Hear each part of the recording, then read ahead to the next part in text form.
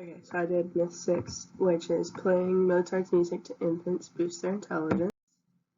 So the human development in the younger years starts prenatal, where all five senses start working, and prenatal sensory experiences help the brain form and the nervous systems form. And then from 2 to 6 months, new experiences and relationships start developing the brain. Um, Children begin learning emotions through their caregivers, so parents, grandparents, anyone that they're staying with. And then they start to form memories about 3 months, I think is what it said. And then around 6 to 9 months, they're forming connections between stimuli, so what they're seeing and feeling and tasting, they're making connections with those things. And they're continuing to learn through their family members, learning mannerisms and how to act and how to talk. At 3 years old, the brain has about 1,000 trillion brain synapses, and the brain is growing quickly, so it's important to nurture the child's development at this point by providing plenty of opportunities to stimulate their brains.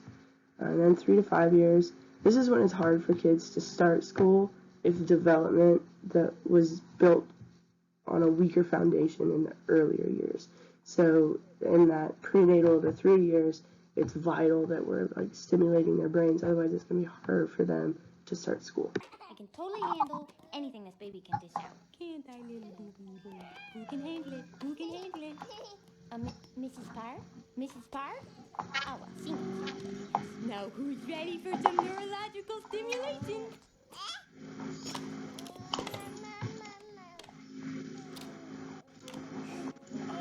It's time for cognitive development. Oh, the goo baby. Where's the hiding place? That was really weird. Okay, so obviously we're not giving babies superpowers, but the Turkish March in the background by Mozart is a really famous one that people are like, oh, I'm going to play Mozart's music for a baby, it's going to boost their intelligence, it's going to help them be smart. So it was just a fun example.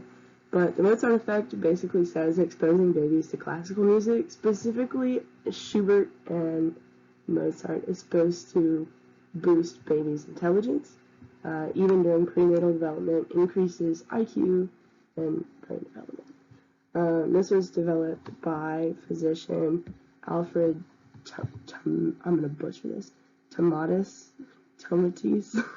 and made big by teacher and musician Don Campbell. Let me find my right notes here, I'm sorry. Okay. So there were a couple experiments that it was based on. So the first one was the Rosh Hashanah Kai. So college students, I think it was about 25 college students, were exposed to classical music or soothing sounds. It's supposed to be like meditation tape. And they were asked to do what they call a spatial reasoning task. So they would fold and cut paper, and this was supposed to tell them where their IQ was. So then they did a short test, and it boosted IQ scores and test scores for about, I think it was 3 points. Not very much, but it didn't last very long. It lasted for a few minutes, but it wasn't like if you listen to it now, then in 20 years your IQ is going to be better. And then the second one was the Nantes and Schellenberg. So college students, again, were exposed to classical music and a narrated story. And what they found was that IQ or intelligence increased for a short period of time, again, based on preference instead of necessarily one being greater than the other. There was no favor towards classical music or the story. It's really just whatever the student was connected better to. So, like, if you like a Stephen King story more than you like Mozart, you're going to do better on the spatial reasoning task, or if you like Mozart better than the story, you're going to do better. So what is Mozart good for?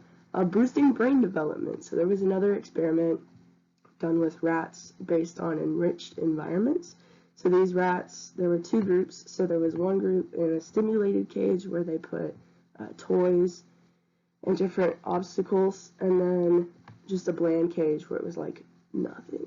And the rats that were in the environmentally rich cages tended to have greater cell density and more synapses, more complicated networks of connections in their brain. So it shows that more enrichment and more engagement in the earlier years can create greater cell density. It's the same for humans, and it just so happens that Mozart is one of those things, but it's not going to make you smarter. It just means there's more cells. So what can we do to boost IQ and brain function in kids? Teach them how to play the instruments they hear. Jessica Gran is a cognitive scientist at Western University in London, Ontario, and she said that piano lessons combined with regular practice can increase IQ as much as 3 points. Obviously, piano is not the only instrument we can teach kids, but it's the same premise. I play violin, but I don't think I'm any smarter because of it. But that's just me. But I do think that teaching kids from a young age boosts not just intelligence, but their motor abilities as well. And also just raising children in intellectually stimulating environments with plenty of exploratory elements. So obviously don't rely on Mozart to raise your kids and make them smarter. Give them plenty of toys to play with, books to read, instruments to learn to play. I mean, just help them boost their environment in any way possible. And then, of course, my sources. If you have any questions, let me know.